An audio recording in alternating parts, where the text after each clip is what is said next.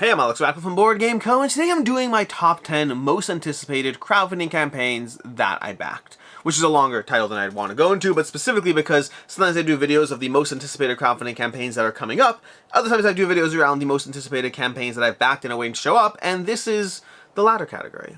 Anyways, it's been a while since I've done one of these videos. I used to do them at least yearly. I don't know how long ago the last one was, and part of that is I do back a little bit less than I used to. A little bit less is not the correct terminology. I back less than half of the games that I used to. As much as I still love crowdfunding and still find those highlights that stick out every single year, month, whatever, I used to back a lot more games, and I've pulled back a bit from that. Some of it just being financial, some of it having too much games, some of it being the nature of crowdfunding and when it's worth getting or not. But here today we have 10 games, and I did have to cut it down to 10. I had like at least 14 or 15 I really wanted to highlight, but this is a top 10 list, and so, you know, Zombicide White Death and Zombicide Deceased both got cut out, as well as Marvel United. Honestly, there still is a CMON campaign today, but a lot of the other ones I kind of chalked into the fact that I still have a lot of Marvel United and Zombicide, and they just don't make the cut as much in my top 10. But we're going to go ahead and dive into today. I have 10 campaigns. The whole point or goal of this is basically, these are 10 campaigns that I backed, and I'm excited for them to deliver, and that's really it, and they haven't delivered yet. I guess that's the other criteria. And they are, of course, in order of from least to most excited as I go through them. And with that, let's go ahead and start off with Rise and Fall. Rise and Fall is probably the least well-known campaign we're going to talk about today. Probably the lowest funded, with 2,200 backers, 270,000 euro raised. I think I'd have to go through the rest of the campaigns today. There might be one other that's lower. I'd have to look at them. This might be the lowest one. And to be fair, it is my least desired or excited about. Don't get me wrong, it's still in my top 10 over here. Rise and Fall from Ludically was a very well done, very unique game that ultimately came down to kind of a torn decision between, do you want to grow singular forces as strong as possible or have a variety of abilities? Because every time you played a turn, every time you took a turn, you would trigger a type of unit you had. Whether it's buildings, whether it's units, ships, wagons, people, various buildings, all these things, you're trying to trigger a specific unit type. Which means in the game, as you went through it, you had a choice of trying to build out diverse unit types, but when you did so, you'd add that card to your engine, and that card would have to be played, so you'd have to have a longer sequence between when you could return to playing the desired unit types, which meant you either had a flexibility of types of options at your disposal, or you alternatively had fewer types of units, but more strength within those units as you concentrated your forces and reactivated those units more frequently, which led to a very interesting trade-off in the game that I personally found very rewarding, because the benefit that each unit type gave you was very strong. And so it was kind of an area control game to a certain extent, a lot of growth, a little bit of 4X, but not probably a total 4X experience, all wrapped up into a very delightful package with solid production, great gameplay that played in a reasonable amount of time and played well at a variety of player counts. Really enjoyed playing through Rise and Fall, and definitely excited for the final game of this one to arrive. Coming in at number 9, we have Elden Ring, the board game. Now, we have a few campaign stuff today, but I did rank the campaign stuff by a combination of not just how much I enjoyed the game, but also campaign games to a certain extent do get dinged because I know myself and I know that as much as I want to play them all, they don't always get tabled as frequently as a game that only requires me to play it once or twice or 3 times, compared to a game that's saying, hey, sit down and play this for 20 sessions because that's how you get to experience this journey. And Elden Ring is one of, I think, 3 campaigns on this table, although one of them is very accessible, other ones are also accessible. Honestly, Elden Ring is probably the least accessible, which is one of the reasons it's over here. But Elden Ring, the board game from Steamforged Games, I really enjoyed this one. My current favorite game from Steamforged Games is almost certainly Resident Evil, the board game.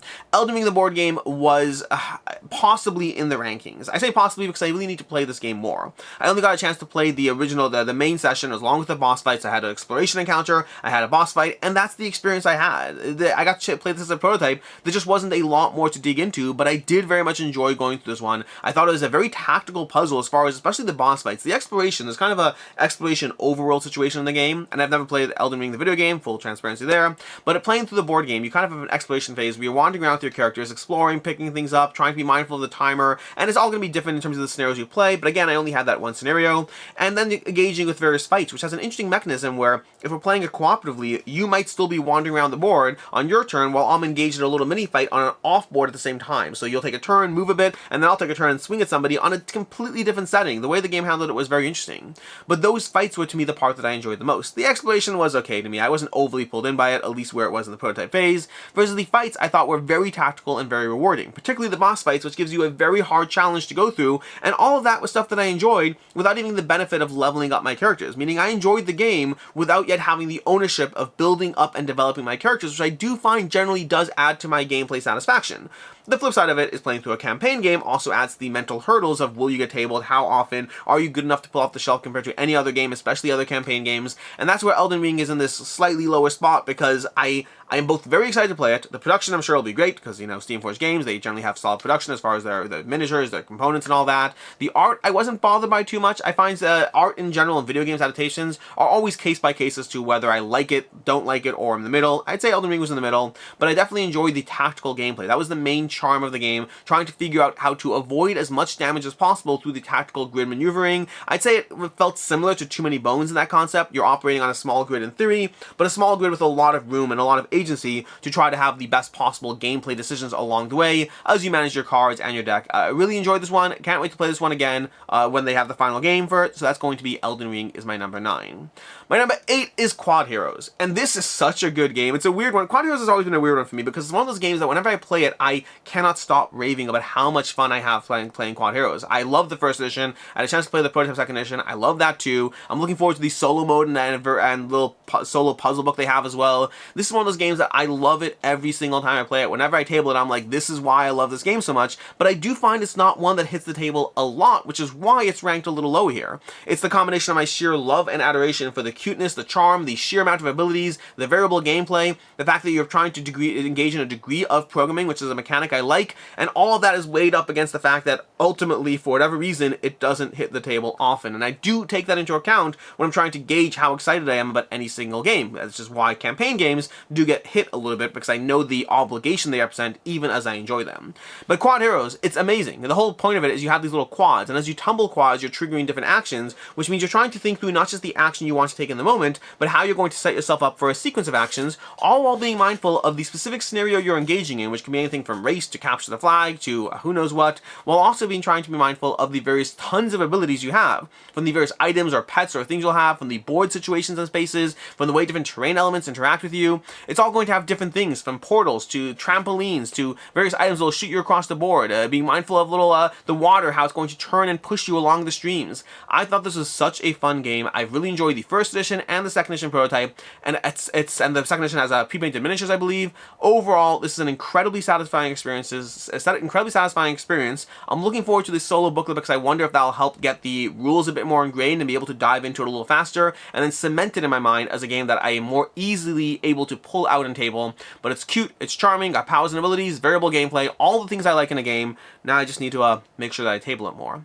Next up, we have Elder Scrolls, which is another campaign game, although this one, I believe if I recall correctly, you're playing across a series of 3 adventures. So it is a campaign game, but a 3-session campaign game as opposed to who knows what, which represents a much lower ask on my time, and therefore much more likely to actually pull out and be tabled, and this is built on some of the bones that make up Too Many Bones, pun intended there, and to that end, it's a game system I already know I like, and I had a chance to play the prototype, and I love the prototype as well.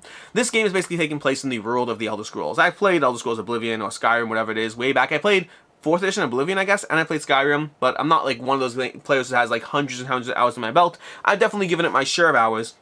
But from there, the board game is built a little bit on the Too Many Bones infrastructure. It is very different than Too Many Bones. So if you play Too Many Bones and you play this and you're like, they're not the same at all, I get that. And if you play them and you're like, I feel how they're similar, I get that too. There are definite similarities from the way your characters operate, from the way you're diving into these various encounters, from the choices you make from the cards in between encounters, from the way you're building up your character stats, from the way you have lock-picking scenarios. All of that has degrees of similarity, but then there's a ton of other things that make the games different.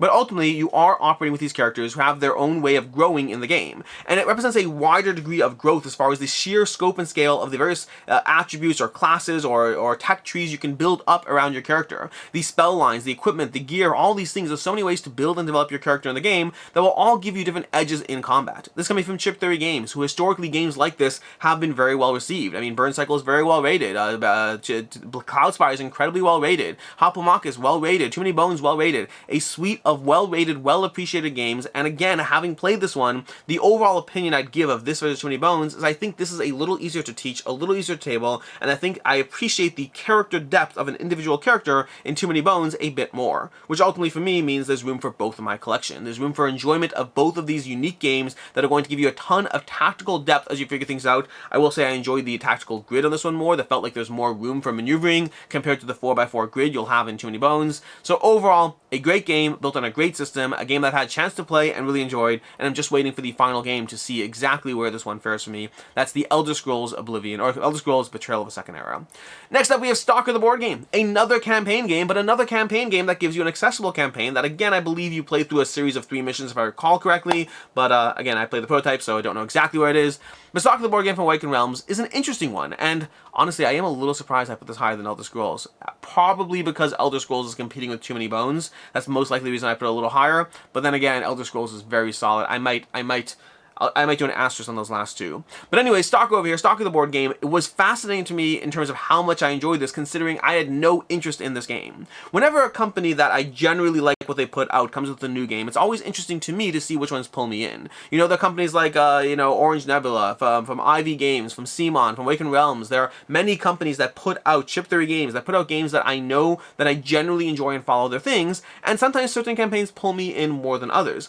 In the case of S.T.A.L.K.E.R. the board game, when they announced this one, I had no real interest in this. I was like, Dragon Eclipse, yay, and S.T.A.L.K.E.R. is based on a video game that I never really played. I think I might have actually played it. I don't really remember. But anyways, S.T.A.L.K.E.R. the board game, based on a video game that I had no memory of playing at the very least, and again, it's very well received, but it's a first-person shooter in a world that's not my preferred genre or theme, and so I was very surprised by how much I enjoyed this one. This gave you a degree of stealth-based gameplay, a degree of trying to figure out how you can operate within this scenario as you try to accomplish scenario goals on a map while dealing with the various anomalies, while trying to engage with various points on the board. It's going to be various points, you're going to be reading various story points, engaging with different things, trying to accomplish your goals, trying to be mindful of this little flip book that gives you events. So like, there's a storm coming, and then on turn 3, suddenly the breakers go out. You have all these things happening. So a little series and progression of events as you go through it, which granted can limit replayability as you learn those things, as you learn the board. So those things are definitely possible concerns in terms of the replayability. But I'll say that one of the things that really solidified this game for me is I actually had a chance to demo this one at Origins. Not demo it myself. I played the prototype on my own table over here,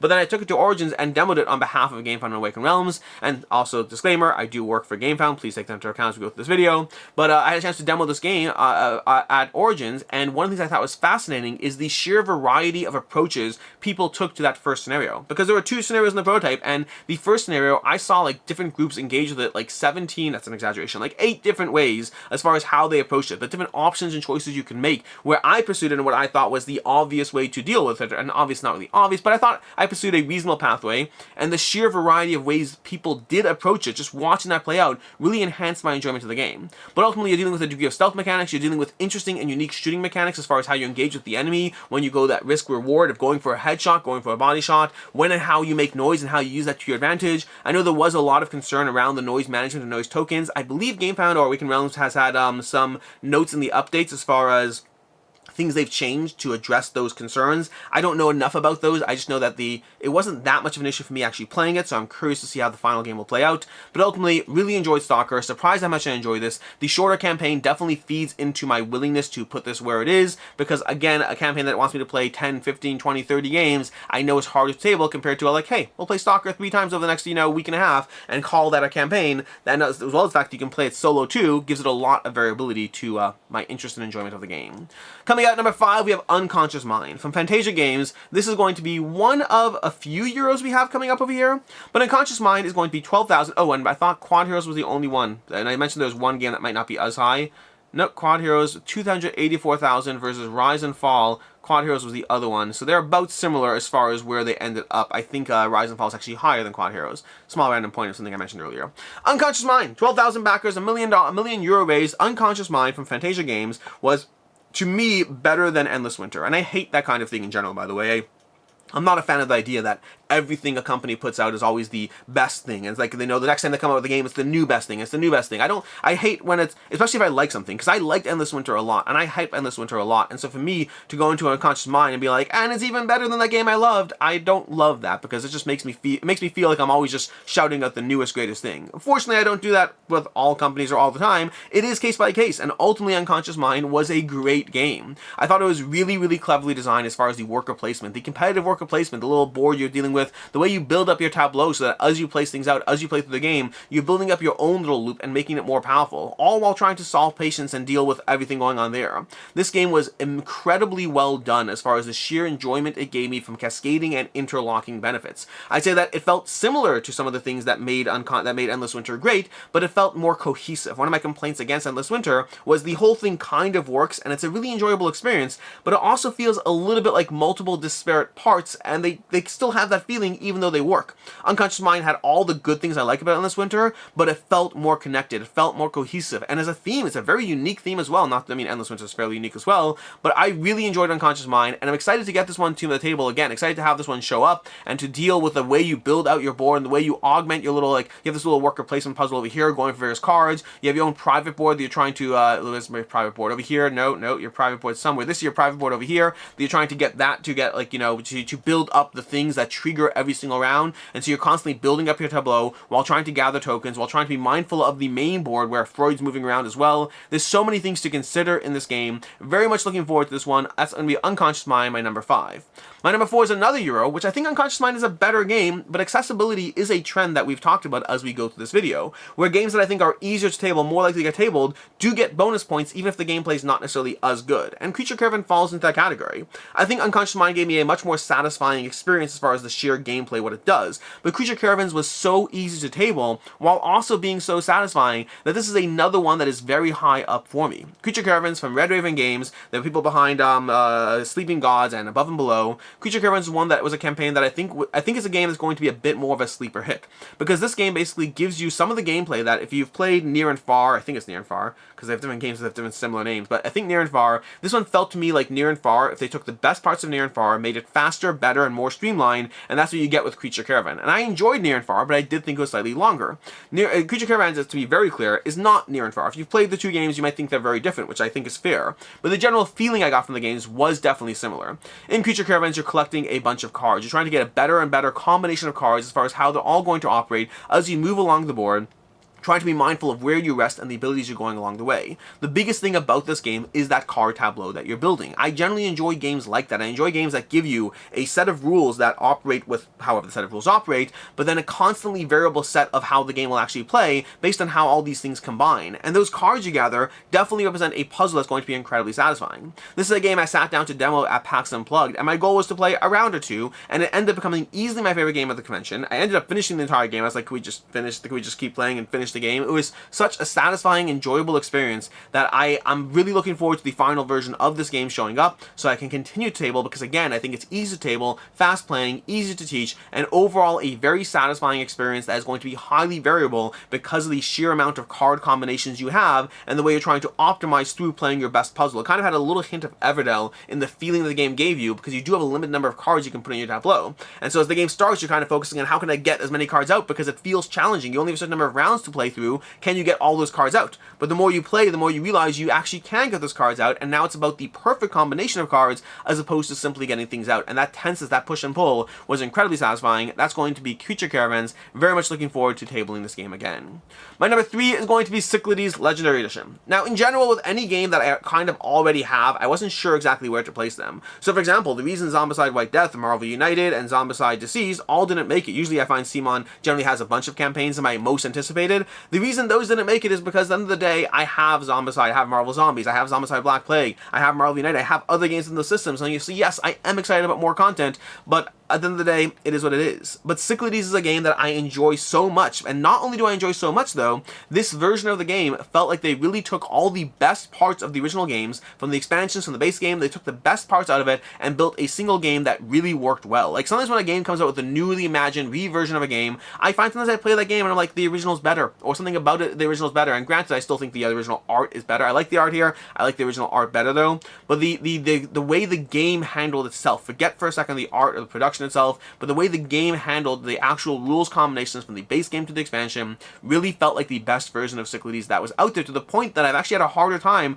pulling and tabling to Cyclades. I'm still probably going to, because I still have the game. I want to still table it because it's a great game, but I've had a harder time justifying pulling off the shelf because I'm like, I almost want to play this version. I have this version, I played the prototype, I really enjoyed it. I thought it was really well done in terms of the clear attention to detail and feedback and really making the best version of a game. I thought this really cut the chaff from all the expansions and stuff that they aren't necessary, while maintaining the best parts there. And so for me, Cyclades is a great game, one of my favorite games of all time, and one that this version of the game really enhanced the experience, making it harder to table the original, and so I really want it to show up as soon as it possibly can. That's going to be Cyclades Legendary Edition from who is it, Ludically? from Open Sesame Games. Open Sesame Games. My number 2 is almost a gamble, but it's one that I really enjoyed what I had to play, and so I am uncertain where the final game will end up, but I still am very excited for it. And that's going to be Spiritfire from Orange Nebula Games. Orange Nebula, not Orange Nebula Games. Spiritfire was...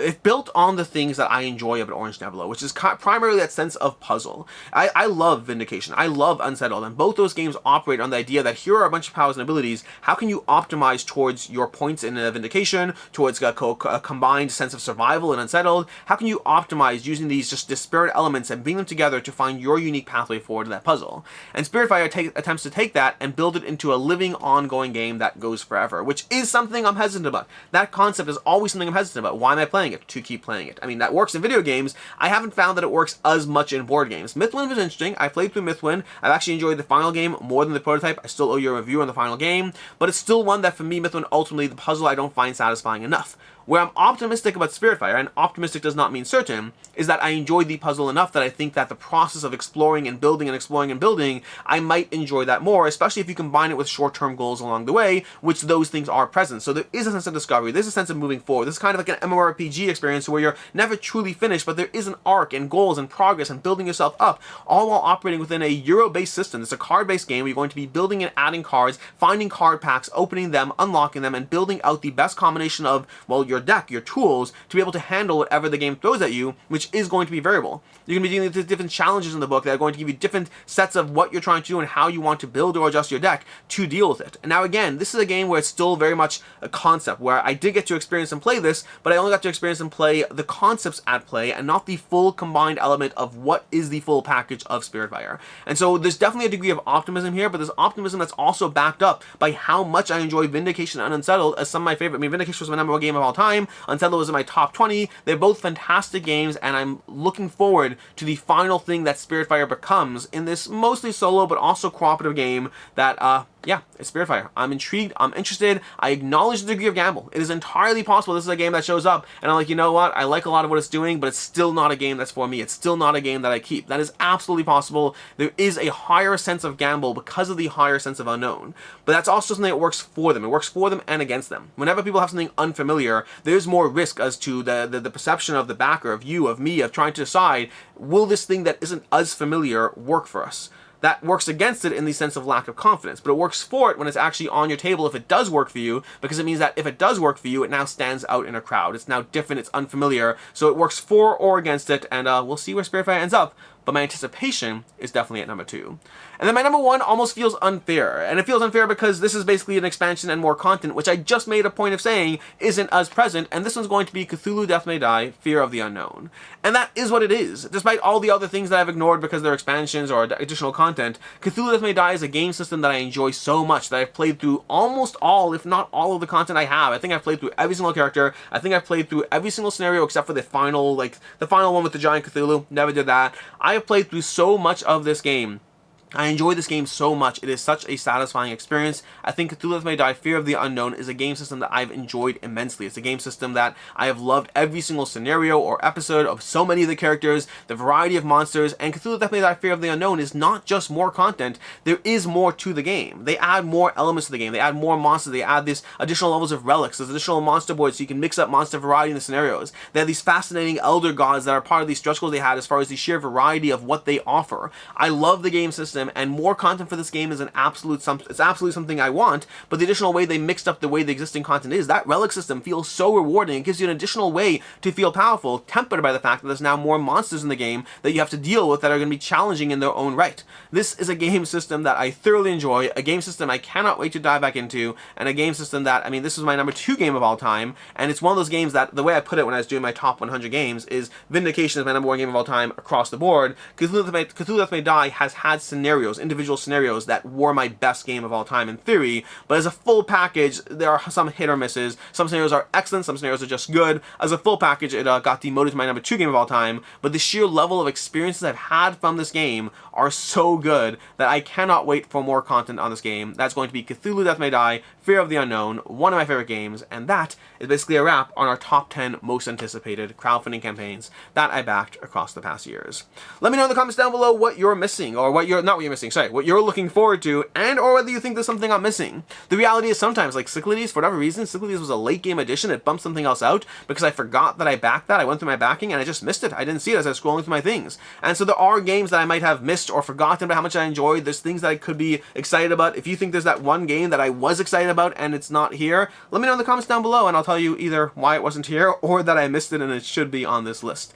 But for me, as much as I have been backing fewer campaigns, make no mistake, crowdfunding still offers some of the better experiences that I've had. Some exciting games with often big box like deluxeification that you don't always need, but can result in a good experience if you do enjoy that level of bling, which I do. The right level of bling on the right game, on game experiences that I enjoy, can absolutely be incredibly satisfying. And these are the top 10 most anticipated crowdfunding campaigns that I backed, which is the video, and the third time I said that.